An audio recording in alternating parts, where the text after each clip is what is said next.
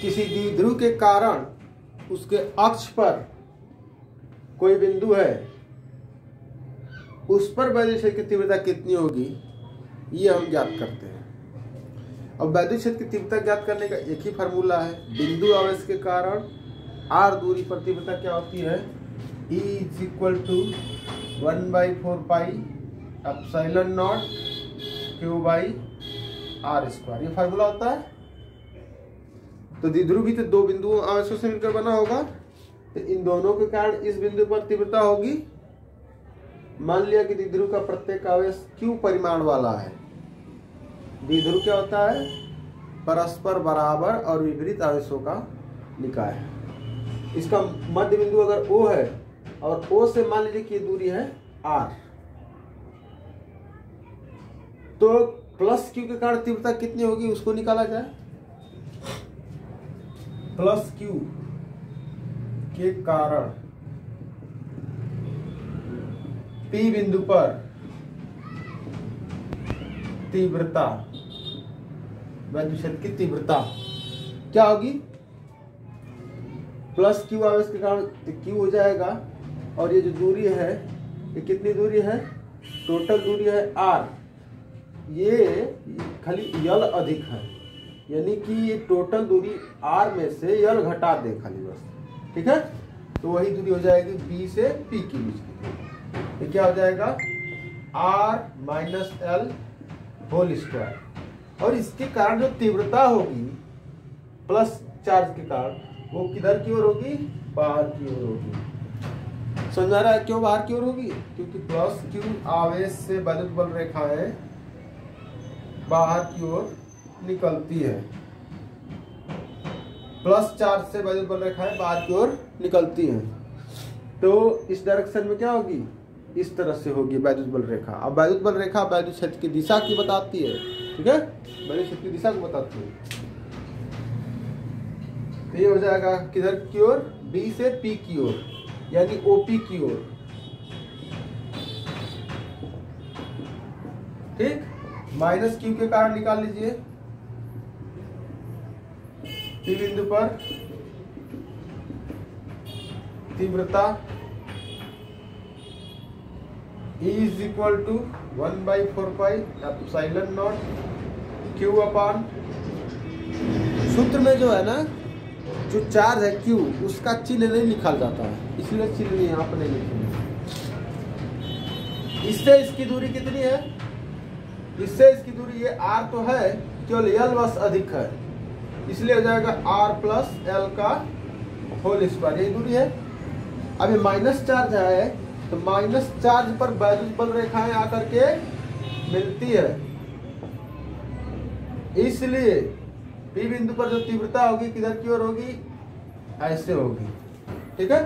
ये मान लीजिए E1 है और ये E2, ये E1 का डायरेक्शन और ये E2 का डायरेक्शन। तो P बिंदु पर जो तीव्रता होगी नेट, वो कितनी होगी, माइनस हो जाएगी ना, दोनों विपरीत है, तो परिणामी तीव्रता क्या हो जाएगी, माइनस हो जाएगी। करो माइनस, P बिंदु पर नेट वैद्युत क्षेत्र की तीव्रता कितना हो जाएगा, E = E1 - E2 या E2 - E1, जो बड़ा होगा उसमें से घटा लेंगे।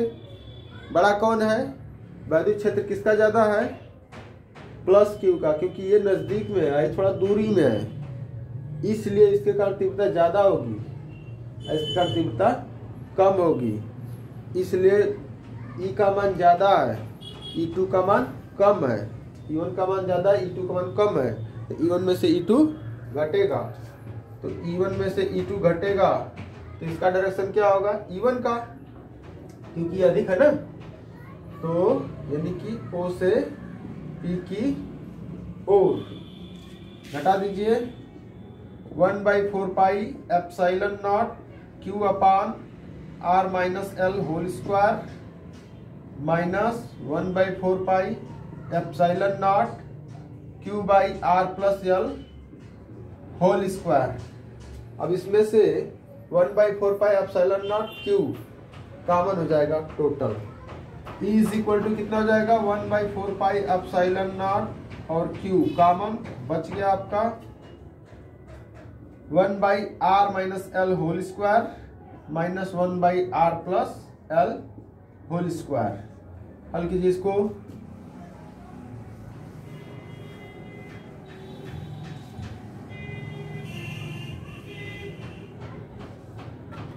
तो E is equal to 1/4πε0 Q bracket में इसको कैसे हल करेंगे एलसीएम लेकर के, ठीक है। कितना होगा r-l whole square r+l whole square और यहाँ पर क्या गुणा होगा r+l का होल स्क्वायर माइनस r-l का होल स्क्वायर। इसका होल स्क्वायर तोड़ दीजिए, इसका होल स्क्वायर तोड़ दीजिए। तो 1/4πε0 Q r square plus l square plus 2rl, इसका होल स्क्वायर तोड़िए r square plus l square minus 2rl।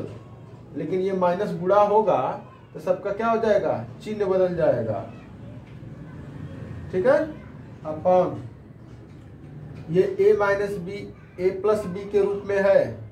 अगर इसको अलग से ब्रैकेट लगा के स्क्वायर लिख दे तो क्या हो जाएगा r square minus l square whole square, ठीक।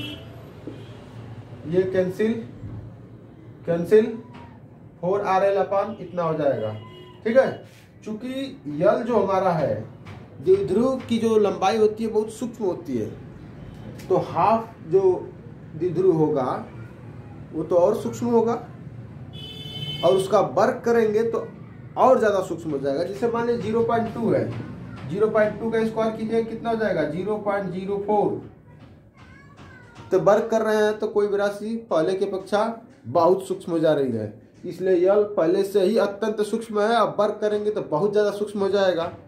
इसलिए r की तुलना में जो कि काफी लंबा है, r की तुलना में l की जो वैल्यू होगी वो नगण्य हो जाएगी। r स्क्वायर की वैल्यू l स्क्वायर की तुलना में नगण्य हो जाएगी, मतलब 0 के लगभग हो जाएगी। r square variant greater than l square, इसलिए l स्क्वायर को नेग्लेक्ट कर सकते हैं, 0 मान सकते हैं। तो इसको हमने 0 कर दिया है। तो E is equal to 1/4πε0 Q 4rl upon r power 4 हो जाएगा जब इसको 0 कर दिए तो। अब ये कट जाएगा एक ठो r, E is equal to 1/4πε0 r से कट गया 4l अपॉन r क्यूब, ठीक है।